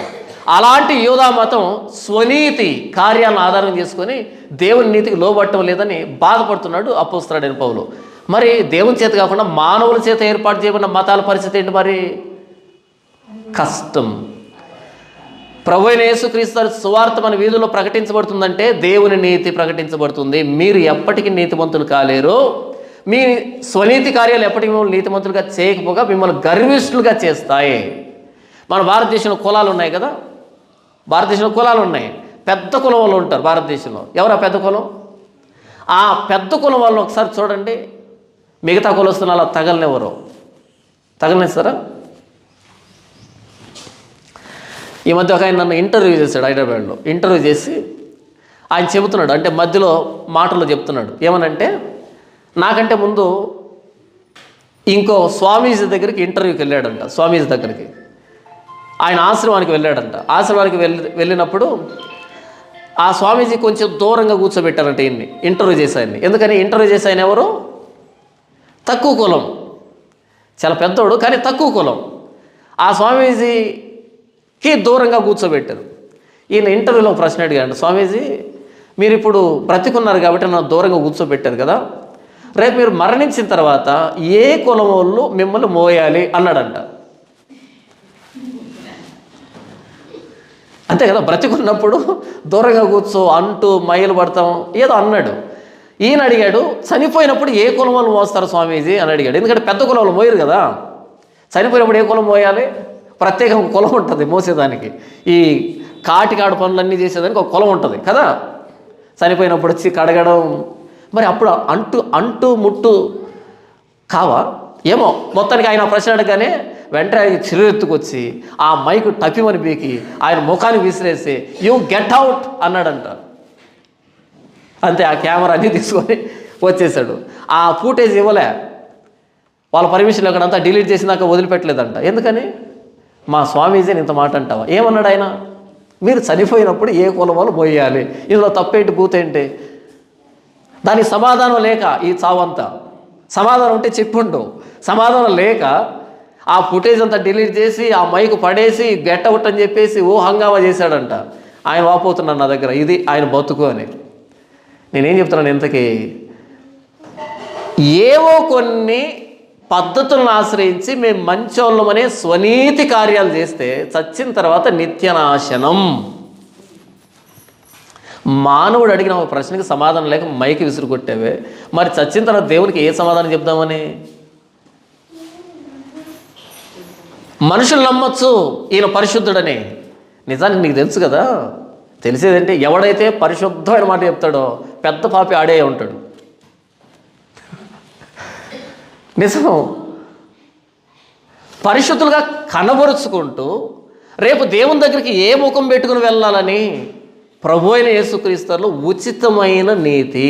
ఉచితమైన నీతి అంటే మనం ఎప్పటికీ నీతిమంతులు కాలేము. ఆయన ఉచితమైన నీతిమంతులుగా చేస్తే నీతిమంతులమయ్యాం. యూదులు ఐగుప్తును ఆశ్రయించారు, నాశనమయ్యారు, చెరలోకి వెళ్ళారు. ఈరోజు మానవుడు ప్రభు అయిన యేసుక్రీస్తు వారి ఉచితమైన నీతి వారి వీధుల్లో ప్రకటించబడుతూ ఉంటే ఆ ఉచితమైన నీతిని కాదని తమ స్వనీతి మీద ఆధారపడుతున్నారు. యూదులు ఐగుప్తు మీద ఆధారపడినట్టుగా వాళ్ళు ఎలా నాశనం అయ్యారు? వాళ్ళు 70 ఏళ్ళు చెరలోకి వెళ్ళారు. కానీ ప్రభు అయిన యేసుక్రీస్తు వారిని తిరస్కరిస్తే నిత్య నాశనం, నిత్య నరకం. అక్కడ వారి పురుగు చావదు, అగ్ని ఆరదు అని వ్రాయబడింది. నిత్య నరకం అంటారు దాన్ని. అంతే. ఆ రోజు ఐగుప్తుకి గాడిద పిల్లల వీపుల మీద, ఒంటెల మూపుల మీద ధనాన్ని మోసుకుని పోతున్న వాళ్ళకి యెహెజ్కేలు చెప్పాడు ఎందుకు వెళ్తున్నారు అని. ఇర్మియా చెప్పాడు ఎందుకు వెళ్తున్నారు అని. ఒప్పుకున్నారా? పట్టించుకున్నారా? అర్థమైందా? అస్సలు కాలే. ఈరోజు ప్రభు అయిన యేసుక్రీస్తు వారి గురించి వీధుల్లో ప్రకటిస్తున్నాం. రండి ప్రభు అయిన యేసుక్రీస్తు వారి దగ్గరికి వ్యర్థమైన పద్ధతులు విడిచిపెట్టని. అర్థమవుతుందా? ఒప్పుకుంటారా? తిరిగి దాడి చేస్తారు. రేపు చచ్చిన తర్వాత నెత్తిని చేతులు పట్టుకొని ఏడ్చినట్టుగా తామారు. వీళ్ళ బతుకులన్నీ అలాగే తయారవుతాయి. అయ్యో మోసపోయామే, మోసపోయామే. అమ్నోను జ్వరం నటించాడు, అది నిజంగా జ్వరం కాదు, నటన. ఈరోజు మత వ్యవస్థలు కొన్ని సిద్ధాంతాలు, రాద్ధాంతాలు మనుషుల మీద రుద్దుతున్నాయి. అది మనల్ని భక్తిపరులుగా చేయడానికి కాదు, భక్తి అనే భ్రమలోకి తీసుకుని వచ్చి ప్రభు అయిన యేసుక్రీస్తుని అర్థం కాకుండా చేయడానికి. 2 కొరింథీ పత్రిక 4వ అధ్యాయంలో అపోస్తలుడైన పౌలు అంటాడు, క్రీస్తు మహిమ సువార్త ప్రకాశం వారి మీద ప్రకాశింపకుండా నిమిత్తము ఈ యుగ సంబంధమైన దేవత అవిశ్వాసులైన వారి మనోనేత్రాలకి గుడ్డితనం కలుగు చేసింది అని. మత వ్యవస్థ మానవుడిని భ్రమలో పెట్టింది. భక్తిపరుడు నువ్వు ఎందుకు తెల్లవారుజాము 4 గంటలు లేచి చల్లనీళ్ళలో మునిగితే భక్తి వస్తుందా? జలుబు వస్తుంది కదా. భక్తి నీళ్ళలో మునిగితే రాదు. ప్రభు అయిన యేసుక్రీస్తు వారి మహిమ సువార్త ప్రకాశం వారికి ప్రకాశింపకుండా నిమిత్తము ఈ యుగ సంబంధమైన దేవత అవిశ్వాసులైన వారి మనోనేత్రాలకి గుడ్డితనం కలుగజేసి మత వ్యవస్థను ఏర్పాటు చేసి యేసు దగ్గరికి అక్కర్లేదు, మీరే భక్తిపరులు కండి అని. స్వనీతి మనల్ని స్వర్గానికి తీసుకొని రాదు, పరలోకానికి తీసుకొని రాదు. స్వనీతి మనల్ని రక్షించలేదు. ప్రభు అయిన యేసుక్రీస్తులో ఉచితమైన నీతి. మనం చేసేది ఏమీ లేదు. ఆ రోజు ఎర్ర సముద్రం వాళ్ళు చేసింది ఏమీ లేదు, చూడడం తప్ప. ఈరోజు నేను నా రక్షణ కోసం చేసుకునేది ఏమీ లేదు, నిలవబడి చూడడం తప్ప. ఆయన అనుగ్రహించే ఉచితమైన నీతిని ఆస్వాదించడం తప్ప. దేవుడు ఇట్టి ఘనతని, ఇట్టి గౌరవాన్ని, ఇట్టి అతిశయాన్ని మనకు అనుగ్రహించాడు. ఏంటి అతిశయం? మీరు ఎక్కడికి వెళ్ళాల్సిన అక్కర్లేదు, ఇక్కడే ప్రభు అయిన యేసుక్రీస్తులో ఉచితమైన నీతి. ఆ సువార్త మనకు వినబడింది, ఆ సువార్తను విశ్వసించాం, ఆ సువార్తలో మనం కట్టుబడ్డాం, దాంట్లో మనం నడుచుకుంటున్నాం. ఉచితమైన నీతిమంతులుగా మార్చబడి రేపు పరలోకానికి వెళ్తామని నిశ్చయిత కలిగి ఉన్నాం. మనల్ని బట్టి కాదు, ప్రభు అయిన యేసుక్రీస్తు సిలువ త్యాగాన్ని బట్టి. దీన్ని బట్టి మనం దేవుని ఆరాధిస్తాం. తండ్రి, ఇశ్రాయేలీయులు యూదులు ఐగుప్తును ఆధారం చేసుకొని సిగ్గుపడినట్టు ఈరోజు మానవ జాతి తమ మత వ్యవస్థను ఆధారం చేసుకొని, స్వనీతిని ఆధారం చేసుకొని నిత్య నాశనానికి వెళ్తున్నటువంటి ఈ సమయంలో ప్రభు అయిన యేసుక్రీస్తు ఉచితమైన నీతి అనే సువార్తని నా దగ్గరకు పంపించి, ఆ ప్రభు అయిన యేసుక్రీస్తు సిలువలో చేసిన ప్రాణత్యాగాన్ని అంగీకరించడం ద్వారా నన్ను ఉచితంగా నీతిమంతుడిగా, పరిశుద్ధుడిగా చేసిన రక్షించినందుకై మీకు వందనాలు. ఏమిచ్చిన రుణస్తుని నా ప్రభు అయిన యేసుక్రీస్తు శ్రేష్టమైన నామములో ఆరాధిస్తున్నాను తండ్రి. ఆమేన్.